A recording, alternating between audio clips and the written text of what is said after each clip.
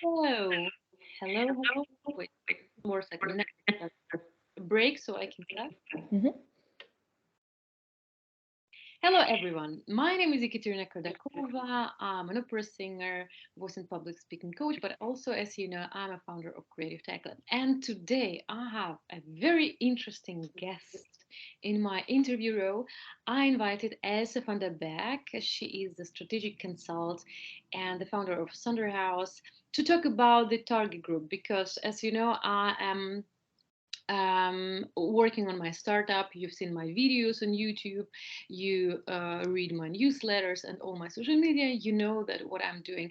And as a for many startuppers or business people, the most important question is where to find and how to define your target group, with whom to communicate, who is your client. And I'm not the only one who asked this question. That's why when I met Elsa, I almost immediately said, please, can we do the interview? Because it's so important. And could you, I asked Elsa to share her experiences because Elsa is working with many startups and knows for sure how to find your audience. So Elsa, thank you so much for your time and for coming. I'm very excited about this interview.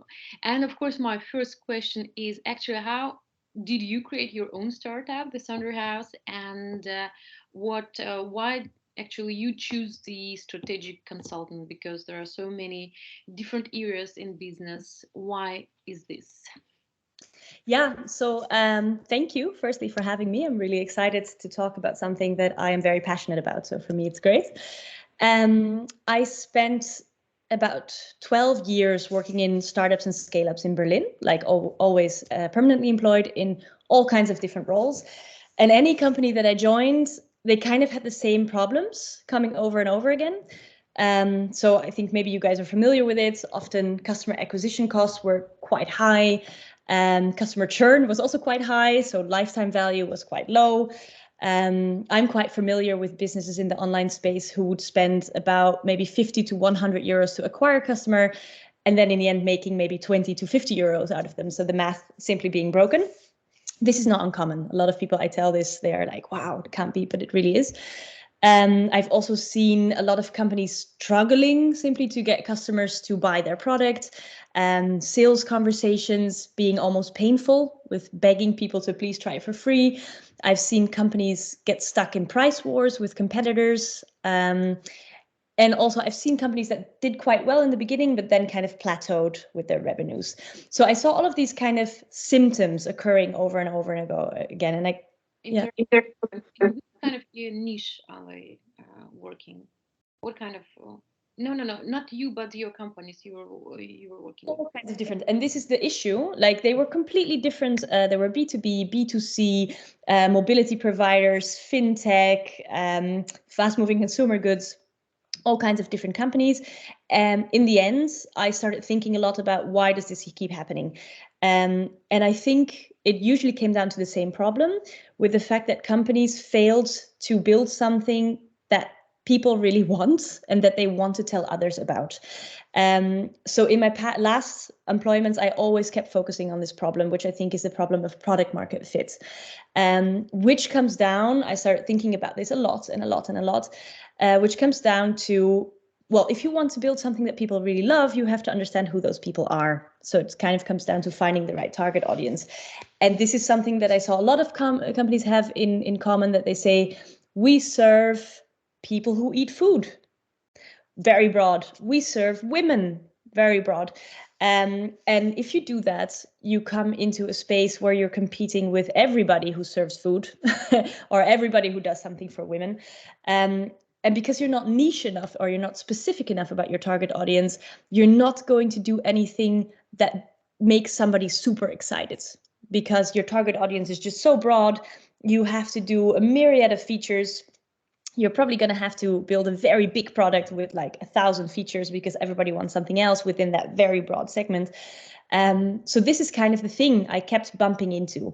And I completely understand why businesses get it wrong, because like, and this is something that also came forward in the last months when I've started talking to first-time founders. A lot of people come to me with, I can do this thing, or I have this idea and I want to do it, and who can I sell it to? And this is really the wrong way around. Like, there's this very nice analogy that I've used a million times. I stole it from Seth Godin about the key and the lock. What you can do is, of course, you can build a very nice key, and then you can run around the world and look for a lock that you can open with it. And chances are that it's not really going to work out, because you won't find that lock. What's way more sensible is to identify the lock that you want to open first and then build a key for that. It sounds very obvious, but again, in the past months, the conversation that I've had is often, I've done this thing, I want to do this thing, who can I sell it to? So the trick is to kind of turn your mind upside down and think about, who do I really want to service? And when you do that exercise, you have to think about a group that is special in a sense, right? So that you can do something for them that they don't have yet. So you can solve a pain point for them in a way that it isn't done yet, which allows you to be completely different from your competition, because you're just radically distant rather than just slightly different, right? And then, of course, the problem or the key is to understand that target audience once you've identified them. So this is kind of why I started Sonderhouse, because I saw a lot of companies struggle with this, like, firstly, find the right target audience, and move away from being sales driven, sell to anyone, to customer driven. And then the second big problem, understanding what these people really want. Because the old-fashioned methods that I was familiar with in my earlier years were basically ask the customer, right? Focus groups, surveys, qualitative interviews, also expert interviews, desktop research. This is all very nice and helpful, and I think it's really good to help you formulate your first assumptions, but it is not proof. Because I think proof is only what you see in the real world, what really happens. So this is kind of why I founded Sonderhouse, as a collective of freelancers, where I also work with a branding and storytelling expert who helps us get the message right, and also a behavioral scientist, because it's very much about understanding what people want based on how they really behave. So we help you kind of make your assumptions about your target audience explicit, firstly, because you already have some ideas, so that you can test them in a very structured way, and that you can understand how they actually behave and interpret that. So yeah, that was longer than expected, but From my experience, it's very important to analyze how people behave, especially if it's something innovative and people don't know about it. This is my challenge, to communicate about the education technologies, because people don't know. They think like, oh, what? No, apps. This is something bad. yeah. Yeah. So to get the right message, that's true. Okay, but what is exactly the Sonderhouse? It's a group of people. Yeah. Yeah. So you have a pool of experts, and for example, I can come to you and you can create for me what? So it depends on the maturity stage of your company, of course. So I'm now assuming early stage startups, because that's kind of the audience that you were talking about. We also service scale-ups and more mature companies, because just very quickly, I feel like it's a little bit of a myth that product market fit is something that you just solve in the beginning. And I hear this myth of, we did an MVP phase and now we cracked product market fit and now it's going to be great and we never have to think about it again. I think that's very much a myth, right? I think even if you think about maybe big companies or the fancy, the cool scale-ups that you worked with or for, if they were to ask themselves now, do people really love our product? It's still a difficult question to answer, I think. So I think it's a continuous exercise. But now, for now, I'll focus on the early stage startups, because I think that fits more for you. Sorry, what was your question again? Sorry. What is the Sonderhouse? But I have another question. Let's do step by step.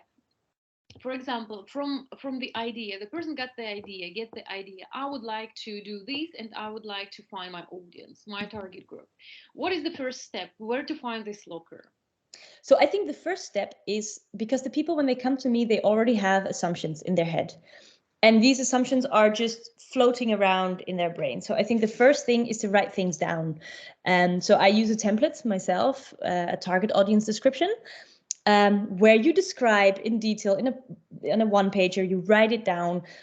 Who are they? What do they believe? How do they view the world? What do they value? I think values are very important. I've seen a lot of people describe target audience more like the personas, as in females between 30 and 35 who live in Berlin. I think this has no meaning, right? I think you need to focus very much on psychology. And then you also don't have to say it has to be females, right? It can be men and women, children who all value the same thing. So I think I want to shift way more to the psychology of the target audience and away from the demographics. Demographics can come later when you set up maybe a marketing campaign, right? So that's the first step, is kind of to outline the assumptions that you have, write them down, and then also understand which of these you're quite sure about, maybe because you've done some research, you've had some conversations, and some of these are complete wildcards, right? You still really need to test them. And then when you've outlined your target audiences, like an early stage startup, I would never say, right now you have to pick one niche and that's your niche forever, marry it now. Because you just don't have real world learnings, right? This is the phase to experiment with multiple segments. So what you do is you write out your segments. Maybe it's 10, maybe it's 5, I don't know. And then you rank them. So I use also a worksheet that startups can use to rank them on the right criteria and also weight these criteria. So a little tip, like some things that are important are, of course, the level of pain that they are in now, that they cannot be out. If the pain is not high enough, you don't really have a strong value proposition. Also important is the group self-referencing, which kind of comes again with this idea of being a big fish in a small pond. If you target a group that is maybe already connected and that talk to each other and that exchange tips about buying decisions, that's nice. If it's a group that is very similar but not yet connected, maybe there's an opportunity for you to build a community around that and establish this connection that they really need, right? So you have to kind of think about these network effects from the start. So these are kind of points that you use to rank your target audiences. Then maybe you come out with 3 really great ones and 6 that go in the icebox for now. And then you can start testing, right? And so in these audience descriptions, you've also probably written out which channels they convene at, online, offline. Are they on Instagram? Are they the kind of people who would even click on an ad? Are they people who go to local coffee shops? I don't know, right? So you kind of outline the channels, you outline what they value. And then we would also help you set up the right messaging, set up the right channels. Here, of course, the branding and storytelling expert can come in. And I can also help you set up tooling to help you understand which channels are good. Because this is another thing that I've seen go wrong so many times. And also a problem that startups come with. They have a million ideas and a million things they want to do. And they just kind of start doing them at random. But that's why this exercise of making things explicit is so important, so that you can be very conscious about your own bias and be very conscious about the steps you want to take.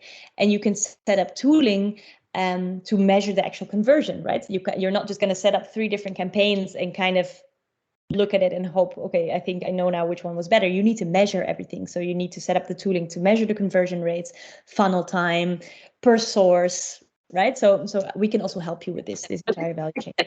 This is already the next step. But can I tell you about my experience? Because I was in a business startup accelerator, and of course, this is the first step. What everyone does in the accelerator, and the very first step when you start from idea and trying to realize this idea.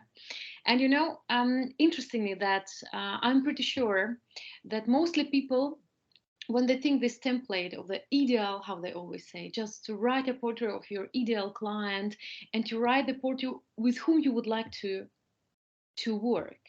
Mm-hmm. Yeah, and then you start to find these people, or start to think like, where can I find these people? But after a while, I understood that it's all about also competition, because the second exercise is, who's your competition? Analyze your competitors. And competitors, if you sell to anyone, can be anyone, right? At the beginning, when you are, you have to define, it's a kind of, target group is a your diamond, and you are starting to, to give it a form. I call it like this, yeah, and communicate with this form. And the thing is that what I experienced is that it took me a while to understand that my people are the people with the same values, what you just briefly said. And I think that many startuppers, but also big companies, they always, the main point is what is the pain. But many, for example, if you are working in services, for example, I am selling my public speaking trainings. Yeah. Not the apps product, but public speaking trainings. Many people think that they're great in communication and they're great in public speaking, and then you say like, well, why can you sell then if you're so great? I mean, many people don't realize the pain, but they have the same values. And I think that this identifying point from what kind of values my clients should have, and they are actually always the same with my values, or with the values of the company, or the values the company should or want to communicate with the client. And I think what you just said is very interesting also about competitive differentiation, because I think that's kind of the next phase for me that comes in also the first few weeks, right? Is because now you've written out values, because you've done these target audience descriptions, and they might be professionality, trendiness, cutting edge technology, reliability, whatever, right? Whatever, sustainability, whatever people value. And then I really like an exercise that was actually from Seth Godin, who does this thing called value plotting, where you create maps with a y-axis and an x-axis, and you put values on each axis, and then you can plot competitors on this map. And what you often see is exactly what you're saying, is that there are corners. Where you want to land, of course, is in the upper right corner, where you have extremes, right? You're the most trendy and the most reliable, kind of. And then you see who else is there. And there's a lot of common claims like high quality, great service levels that a lot of competitors are using. And I also read this very nice book by, I think, Jack Trout, the 22 Immutable Laws of Marketing, where one of his laws is don't use values or don't use statements that everybody's using or can use, right? And these are like the typical ones that everybody's shouting about. You can use them if you can prove them. If you can prove them based on what customers have said, right? Not something that you think you have the best quality, but if you want a prize that was elected by all the customers who say you have the best quality, okay, then go ahead. But in most cases, it's not the best value. You want to pick two values where you're kind of alone in that corner, so that you're the only clear and obvious choice for people who value that stuff. So I think that's kind of what you did as well, right? That's kind of what you're saying. Yeah, I'm a big fan of Seth Godin. I really like him. Yeah. I also like what he is saying. But the thing is that where to find the people with the same values? So this depends entirely, right? So this depends completely on a case-to-case basis. Unfortunately, there's no one size fits all for that. So I think what you've done the mapping, you found the values. You still have these early assumptions a little bit about who they are, right? So you can kind of plaster all of that together. But again, you just have to have assumptions at this point. It's time to test it and see if it works. And I think the first 6 months to a year to actually the entire business life cycle are about testing and adjusting and understanding whether you were right and finding where your target audience convenes. So that's why I say let's start with the top 3 target audience scenarios. We test them. So we test their channels. Each target audience might have 5 channels, right? So that gives you 15 different campaigns to run. And so based on that, you can see what is true, what is right? You can only have assumptions, which you can base on desktop research or conversations, but you need to try it in real life to really learn where they convene, what works. And the cool thing when you're in an early stage startup, and especially when you try to foster a one-on-one relationship with your prospects, which is something I'm also a pretty big fan of, you can try very outlandish stuff, right? You can be very creative. You are not a big incumbent with an existing brand that you cannot tarnish, right? You can try all kinds of value propositions based on your assumptions to see what really works. It's a bit of magic as well. It's not all logic. Yeah, because I think that business is psychology anyway. So it's very interesting to analyze and observe the behavior of the customers. all the customers, because they're really different. At least I'm working on. So, but let's also come to the interesting question. I think that, okay, the second step when you find your target group is the communication, how to communicate with them. Because sometimes what I experience, sometimes people are getting a little bit aggressive.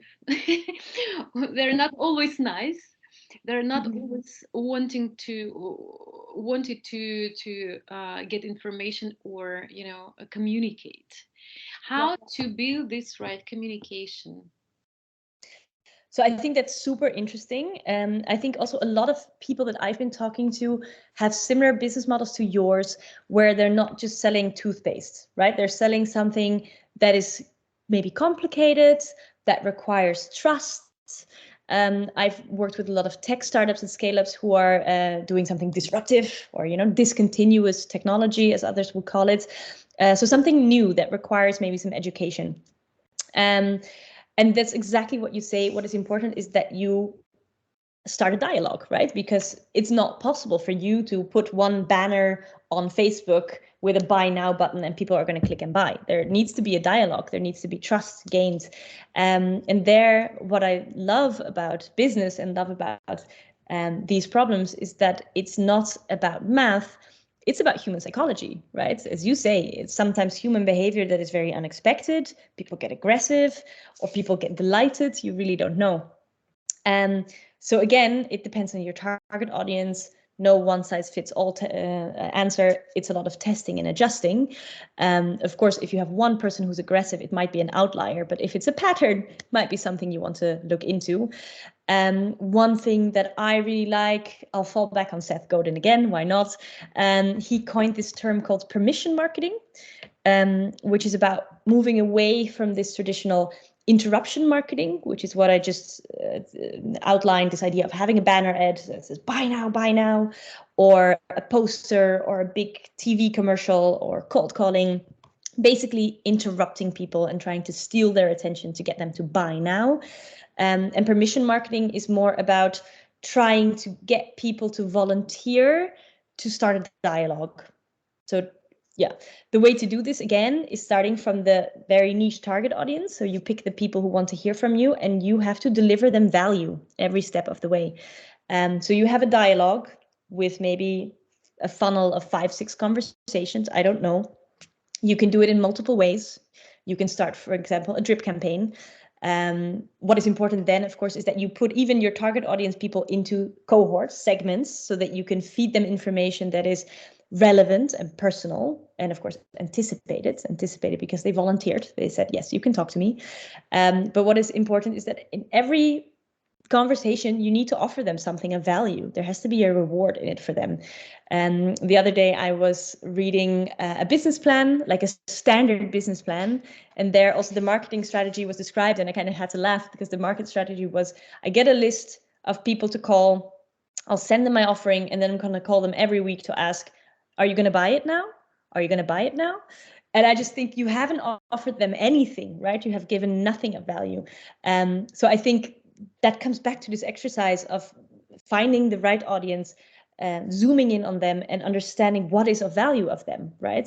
So that you can deliver that value throughout the conversation and kind of deepen this level of permission. So maybe you start with a lead generation form and you say, hey, sign up for a free app for your kid, right? Like a low entry barrier, something that's cheap for you to make, or an ebook on how tech is good for kids, whatever they might be interested in, right? I'm thinking maybe the free app is cooler than the ebook about tech. I don't know. And you kind of upgrade. So maybe you end after giving them 3 valuable things. Hey, can we jump on a call now? Then you can talk, and maybe finally after 5-6 conversations start pitching what you're actually doing, right? I think the killer is to go in for the sale too soon, where a lot of people will disagree with me. A lot of people are saying, don't waste your time, just go in for the kill. I've seen people do that and have conversion rates of maybe 1 or 2% with cold calling and trying to sell immediately. This slower way of doing it it can be painful because it takes a long time and you don't know if it's going to work out, right? You're just investing all of this time and effort and you don't know. But the conversion rates, if you get it right, if you adjust it enough, if you test enough, you can go up to 50%. I think you mentioned you have a newsletter with very high open rates, very much above industry level. I think you've done that by continuously adjusting your content to make sure that you deliver something that people want to read, and not trying to sell every time. So yeah. Yeah, yeah. I think for me it's very important about to make this trust level very high. For me, because I also think that people who come to me, I know they are like me, they have the same values. So when I go somewhere and to buy some course, for example, or a training, I really um, want to get the feeling. For me personally, it's very important that this person and the team cares about the customer. So it's very important to do this very, not aggressive dialogue, because I know that, for example, a male world, they really like bing, bing, bing, bing, advertisement, advertisement, and I'm always, putting on YouTube, stop this. This is too repetitive, too repetitive. I'm tired of this person. I don't want to get the advertisement from him anymore. Please stop it. Yeah. Anyway. Very interesting. This offensive guy. I have him too. He comes to my YouTube as well. I'm like, guy, back off. Yeah, very different ways. I think that women do it generally differently, more with people content and networking and conversations. It's the But I female. also think that the world is changing, because I feel like because I've been in many B2B businesses, right? Throughout the last 10 years. And when I worked for a B2B business 5 years ago, we were using LinkedIn InMail, and it was relatively new and we got a lot of responses. And now it's dead. It's the same as cold calling. Because people see the InMail logo and they think, oh, this is spam. Nobody reacts anymore. So I think what happens with interruption marketing is that marketers find a new spot to do it, right? Like a new corner of a billboard where you can put a little poster, or, oh, we can use LinkedIn InMail, or we can use WhatsApp, or we can use Telegram. And maybe for 5 minutes it works because it's new. And then people get tired of it. I've seen this one metric, which is already from decades ago, that people see about 3,000 marketing messages every day. I think at the moment it's even more. And I know from myself, and I know from everybody around me, men and women alike, that we're just ignoring them fully. We got very good at filtering them out.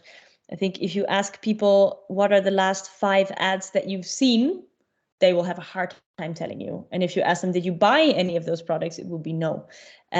So I think it's not even just male versus female. It's just the world is changing and people are just sick and tired of their attention being stolen and getting nothing in return. So it's just about changing the paradigm. And that's kind of why I picked also the name Sonderhouse. I like this term Sonder, which means that it's kind of the moment that you realize that everybody around you has an internal life that is as rich and conflicted as your own. And this is something I think businesses need to learn. It's not okay to just thrust your advertisement into their face and just steal their time and their attention, right? You have to have an honest, trusted relationship, build a relationship, have a dialogue that people want to have. So, yeah, This is I also think we're aligned. very interesting topic. What kind of tendency you see in marketing? Because as you said, also the concurrence is based on getting attention of the clients, and it doesn't work anymore because people are overloaded with these, interruptions. What are the tendencies? So I think I had also a different question, which is similar, because I think a tendency is I hear a lot more people talking about permission marketing or talking about doing these long-term connections, which also isn't for every business model, right? It works, especially if you have a higher lifetime value, if it makes sense to invest in the customer acquisition period. And it makes a lot of sense if you need to build trust anyway. If it's maybe more complicated, it requires education. And of course, it makes sense if you don't already have a huge brand. If you're Coca-Cola, you don't need to do this, basically, right? You're already golden. And also, if you're selling a tube of toothpaste, you also don't need to have a 5 email curriculum about it. I got it, I'll just buy it or not. So it depends a little bit on what kind of business model you have. But one thing that I have seen in terms of tendencies and what people have asked me, because as I said in the beginning, I see so many, especially online businesses, tech businesses, who are using online advertising, so using platforms to advertise, giving a lot of money to Facebook and LinkedIn and Google to acquire customers. And the math doesn't make sense, right? You have funnels where you have this many clicks and maybe this many customers come out and nobody's ever coming back. The math just doesn't make sense, right? The acquisition cost is much, much higher than the lifetime value of the customer. So why do they do it, right? And I think that's kind of the tendency thing. I think that has a lot to do with habits and has a lot to do with maybe FOMO, with looking at companies around and thinking, yeah, but what happens if we stop doing it? Will we lose all of a sudden? We have to kind of keep going in this rat race. We have to keep doing what everybody else is doing, even though logically it doesn't really make sense. So I think this habit, this inertia, sunk cost fallacy, all of these things kind of are things that you see. You know, just an example. I was in a training some while ago, and the guy said like he spent 20,000 euros, 80 people be in the room. 80 people, and I was thinking like it was, the training was also about the um, finding yourself potential and what you want to do and how you can uncover your talents and whatever. So it's all about your personal growth.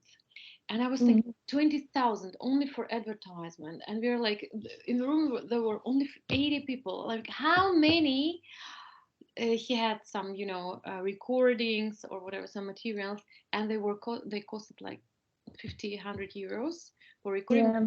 I mean, how many he should sell to cover this costs for advertising? But this is really very old-fashioned model, and most people are still using it. I mean, yeah, this is. And it's, I think, a little bit of fame, I think, right? Like people love to see themselves on the TV, like their brand or the big billboard, like your 5 minutes of fame. It's kind of exciting. But I think a lot of it is also sunk cost, right? Because if you've been doing this for 10 years or 5 years, and you have shareholders, right? And you've been explaining this cost for 5 years or 10 years, and then you're going to say, yeah, we replaced our entire marketing department. Now there's only 1 or 2 people in marketing and there's a bunch of account managers and we've just changed the entire model. You kind of admit that the other one maybe wasn't so great. And also, of course, not for all business. For some business, it does work, right? There's also businesses who maybe spend 10 euros to acquire a customer and a customer makes him 12 euros. In this case, there's absolutely no problem. You can keep doing this. So I'm just talking about the business that I know, like the guy that you describe, where it is clearly broken in a sense. But I think there's a fear of changing the status quo, especially in this other way that takes more time to develop and you don't see the results. I've also worked for companies where we had rounds of applause for Facebook impressions, which is basically an equivalent of spending money and is absolutely not a metric, I think, to celebrate, because depends on what you're doing. Are you building a community? But if you're trying to sell something, you should look at sales and recurrence, and the impressions don't really matter. So it's kind of a cultural change, I think, as well. Just let's do a little remark. Impressions is how many people just seen your advertisement. And yeah, so also, not really, not even impressions is not the same as exposure, right? Because I think there's, I don't know, is it ×3? I'm not sure, but the number of impressions, a lot of people might have an impression but haven't even seen your advertisement. So the word seeing kind of implies that they read it, right? And impressions is just that it's been shown to, like how many people did you throw it into their face? But maybe only a third of the people who had the impression actually were exposed to it and actually read, for who had actually registered, right? So yeah, also keep in mind. But in terms of startups, because startups don't have so much money for advertising, what to do? What kind of tendencies? How to work? How to reach people? How to communicate with them? So again, it depends so much on the model and what you're selling and who your target audience is, right? So that's why I would love to give all the answers here, but it really depends on what you're trying to do. Assuming that you're working with maybe some disruptive technology, right? Or you're doing something like what you're doing, what is more complicated. like, it's not for everybody, but I like also this model that I think you described, the 1000 super fans, which is similar to the permission marketing, is where you start real one-on-one conversations almost with your customers. That doesn't mean that you have to sit there and type every single message, right? As I said in the beginning, you can still cluster your customers into cohorts and have them flow into different drip campaigns so that the conversation is pretty much automated. But I think the key is to kind of start a dialogue and give them something of value. That's why you see also a lot of people doing podcasts now. I will do a podcast myself as well, blogs, and of course with content that is super relevant to the target audience, not any content, but something really tailored for them, something original, something fresh, something they'll actually want to hear, right? So I think the point is to continuously deliver value to your customers so that they are willing to give you their attention, so that there's something in it for them. Okay, so and now I would like to go to the end of the conversation. Could you give 3 tips to the people who would like to start their own business? How to find your target group, your audience? Yes, I would start with outlining what you already have in your head, like really cleanly writing it out. So you can make some headers, things that you want to look at, where I would start with who are they? What do they value? What hurts? In what situation are they stuck? Do they talk to each other? Where do they convene? You know, some basic stuff. How high is the level of pain? So I would just outline all of that, because I think everybody I've talked to in the past few months had a lot of ideas, all kind of floating around. And I think just writing things down, it might be a boring exercise to you, but it's really helpful. And also to kind of expose what is your bias, maybe what things did you base on some research, right? And what things are just really gut feeling. So you can kind of distinguish between those. And based on that, you can create a plan, and prioritize a plan and how to approach these different target audiences and these different channels. Because a lot of people just have an idea and then run with it. I think the beginning is to outline what you're thinking so you can have a strategy about it.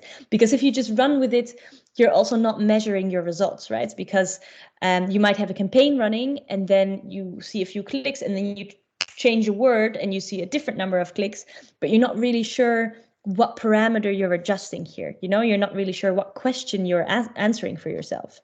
Are you checking whether your value proposition is wrong? Or are you checking whether they just need a bigger picture, right? So you need to be very aware of what you're trying to test now and prioritize what you're trying to do now.